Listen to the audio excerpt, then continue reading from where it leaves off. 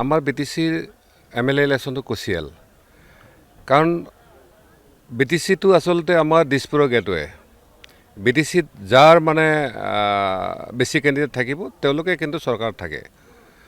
আৰু আমি আশা কৰোঁ এইবাৰো সেইটোই হওক আৰু সেই হিচাপত আমি যেতিয়া যোৱাবেলি কাউন্সিল ইলেকশ্যনত হাগ্ৰাম মহিলা ডাঙৰীয়াক আমি ছাপোৰ্ট কৰিছিলোঁ তেতিয়া আমি এটা কথা কৈছিলোঁ যে আমি আকৌ আগৰ সেই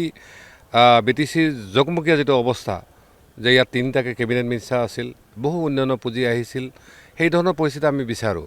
তাৰ কাৰণে প্ৰথম কণ্ডিশ্যনটো ইয়াত শান্তি সম্প্ৰীতি ভাতৃত্ব আৰু ঐক্যতাটো লাগিব আৰু এটা পলিটিকেল ভাগিদাৰী লাগিব সেইকাৰণে কাউন্সিলত আমি একো বিচৰা নাছিলোঁ তেওঁ কৈছিল যে মই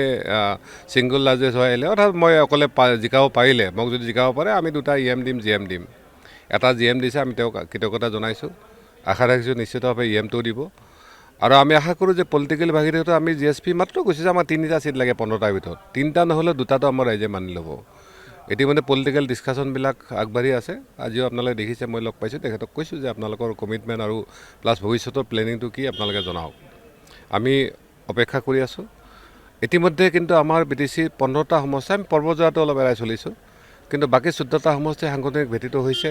কালি যদি এনেকুৱা পৰিস্থিতি আমি অকলে ইলেকশ্যন খেলিব লাগে তেতিয়াও খেলিব পাৰিম আৰু আমি যদি অকলেও ইলেকশ্যন খেলোঁ তেতিয়া কিন্তু আকৌ 4-5টা চিট হয়তো আমাৰ ৰিকভাৰী হোৱাৰ চান্সটো আছে কিন্তু আমি বৃহত্তৰ স্বাৰ্থৰ খাতিৰত আমি ইমানখিনি যাব খোজা নাই সেইকাৰণে আমি অলপ সময়লৈকে অপেক্ষা কৰিম আকৌ নন BTC পাৰ্টতো কিন্তু GSPৰ হৈ প্ৰায় 10-12জন কেণ্ডিডেট মানে হোৱাৰ কাৰণে ইতিমধ্যে হৈছে আমি তাতো ফিল্ডবিলাক চাৰ্ভে কৰিছোঁ কাৰণ এটা হ'ল পাৰ্টি হিচাপে প্ৰথম ইয়াৰ আঞ্চলিক দল হ'ব লাগিলে 6% ভোট লাগে সেইটো এটা এৰিয়া আছে গতিকে তেনেকুৱা ধৰণৰ সম্ভাৱনা থকা জেগা হ'লে আমি নন BTC পাৰ্টিটো দিয়াৰ কাৰণে ইতিমধ্যে চিন্তা চৰ্চা বা আলোচনা চলিছে ফাইনেলি আমি 10 তাৰিখৰ ইলেকশ্যন ঘোষণাৰ আগতে আমাৰ 10 তাৰিখৰ ভিতৰত আমাৰ কৰ্ণধাৰ কমিটিৰ মিটিং হ'ব চেণ্ট্ৰেল মিটিং হ'ব তাত আমি এই সিদ্ধান্তবিলাক ল'ম চাওক আমাৰতো একো অপেন এলায়েন্স নাছিলে কিন্তু হাগ্ৰাম মহিলাই যেতিয়া দিলে আপোনালোকে গম পালে যে নিশ্চয় আমাৰ কথাখিনি ঠিকে আছিলে আমিও আশা কৰোঁ যে যোৱা ইলেকশ্যনত যি ৰাইজে বৃহৎভাৱে ভোট দিছিল সেই ৰাইজৰ আশা আকাংক্ষাখিনি মেইন কথা সেইটো ভূমিৰ সমস্যাই হওক আৰু উন্নয়নৰ সমস্যাই হওক বা সংস্থাপনৰ সমস্যাই হওক এই গোটেই কথাবিলাক কিন্তু এটা কথা আপোনালোকে চাব ক্লিয়াৰলি মই সেইকাৰণে কৈছোঁ যে GSPৰ লগত যদি পলিটিকেল ভাগিদাৰী কৰে তেতিয়াহ'লে কিন্তু এই BPFৰ পাৰ্টি হিচাপে তেওঁলোক ভৱিষ্যতলৈকে আৰু হয়তো 20-25 তেওঁলোকে BTC শাসন কৰিব পৰা বা দিছপুৰত তেওঁলোকৰ পাৰ্টনাৰ হ'ব পৰা কণ্ডিশ্যন থাকিব কিন্তু তেওঁলোকে যদি সেইটো অলপ ডিনাই কৰে বা সেইটো যদি অলপ উপেক্ষা কৰে কিন্তু BPFৰ ক্ষতিটো হ'ব পাৰে কাৰণ ইতিমধ্যে আপোনালোকে দেখিছে যে তেওঁলোকে BTC ইলেকশ্যনৰ আগৰ পজিশ্যনটো বেলেগ আছিলে এতিয়া পজিশ্যনটো বেলেগ হ'ল তেওঁলোকে সম্পূৰ্ণ NDA বা BJP বিৰোধী আছিল এতিয়া কিন্তু তেওঁলোকে NDA লগত আছে এই লৈ আমাৰ যথেষ্ট কিন্তু মিছ এটা আণ্ডাৰষ্টেণ্ডিং বা মিছ এটা মেছেজ এটা গৈছে গতিকে এইখিনি ঠিক ঠাক কৰোঁতে যথেষ্ট সময় লাগিব আৰু সকলোকে লাগিব আমি আশা কৰোঁ BTC বাকী হিচাপে প্ৰতিটো জাতি জনগোষ্ঠী প্ৰতিটো ধৰ্মৰ মানুহে যাতে ইয়াত তেওঁলোকে নিজৰ বুলি ইয়াত তেওঁলোকৰ ছেক্ৰিফাইচ বা ডেডিকেশ্যনটো কৰিব পাৰে সমাজৰ কাৰণে বা উন্নয়নৰ কাৰণে আমি সেইটো পৰ্যায়লৈকে যোৱাটো বিচাৰোঁ চাওক আপোনালোকে ভোট চেহাটো চাওক BPF EPFলৰ মাজত কিন্তু ভোটৰ বহুত বেছি পাৰ্থক্য 1.5 লাখ 2 লাখৰ পাৰ্থক্য আছিল আৰু সেইটো পাৰ্থক্য আছিল বিশেষভাৱে ইয়াৰ মাইনৰিটিটো বেলেগ কমিটিৰ কথা নকওঁ মাইনৰিটিৰ প্ৰায় 85-90% ভোটটো আহিছে আগত য'ত 60-40 আছিলে তাতে GSPও ছাপোৰ্ট আছিলে হয়তো সেইটো কাৰণে 90% আহিছে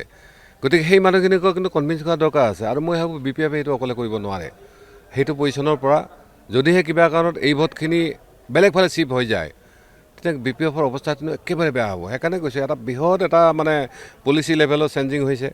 আৰু এই চেঞ্জিংটো কেনেকৈ বেলেঞ্চিং কৰিব পাৰে সেইটো বহুতখিনি নিৰ্ভৰ কৰিব এইবাৰ ইলেকশ্যনৰ কাৰণে গতিকে ৰিজাল্টটো য'ত BPFৰ আমি ভাবিছোঁ যে যদি আমাৰ লগত ভাগিদাৰী হয় হয়তো 12 পৰা 14টা চিট আহিব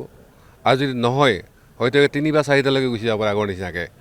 সেইকাৰণে এইখিনি বৰ কুচিয়াল সময় মই আৰু বহুত বেছি কথা ক'ব যাম আজি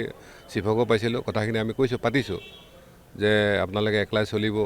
নে কেৱল NDA BJPৰ লগতে চলিব নে তাত আমাৰো এটা হেৰি পাৰ্ট থাকিব সেইটো তেওঁলোকে ক্লিয়াৰ কৰিব বল এতিয়া তেওঁলোকৰ কৰ্টত আমাৰ ফ'কাছটো বেছিকৈ কিন্তু আমাৰ যিবিলাক নন ST চিট আছে আপুনি একেবাৰে ভেৰগাঁও টংলাৰ পৰা টংলা ভেৰগাঁও সেইফালে গড়েশ্বৰ আছে তাৰপিছত আকৌ ইফালে কি কয় আমাৰ মানাছ আছে বিজনী আছে বাসংগুৰি আহিছে আকৌ ৰিজাৰ্ভ চিট কিছুমানৰ কিন্তু আমাৰ ভাল পজিশ্যন আছে এতিয়া বিশেষকৈ আমি তামোলপুৰৰ কথা যদি ক'ব যাওঁ ঠিক তেনেকৈ ইয়াত মানে কি কয় আমাৰ বাক্সাৰ পজিশ্যনটো আমাৰ ইমান বেয়া নহয় ইভেন কোকৰাঝাৰৰ পজিশ্যনটো আপুনি কোকৰাঝাৰৰ এইবাৰ অলপ সমীকৰণটো বেলেগ হ'ব পাৰে, এই ধৰণৰ কথাখিনি হৈছে। গতিকে সেইখিনি নিশ্চিতভাৱে আমি অৰ্গেনাইজখিনি চলি আছে, আমি সময়ত সিদ্ধান্ত ল'ব পাৰে, আমাৰ BTC ৰাইজৰ পক্ষত আমি সিদ্ধান্তবিলাক ল'ম।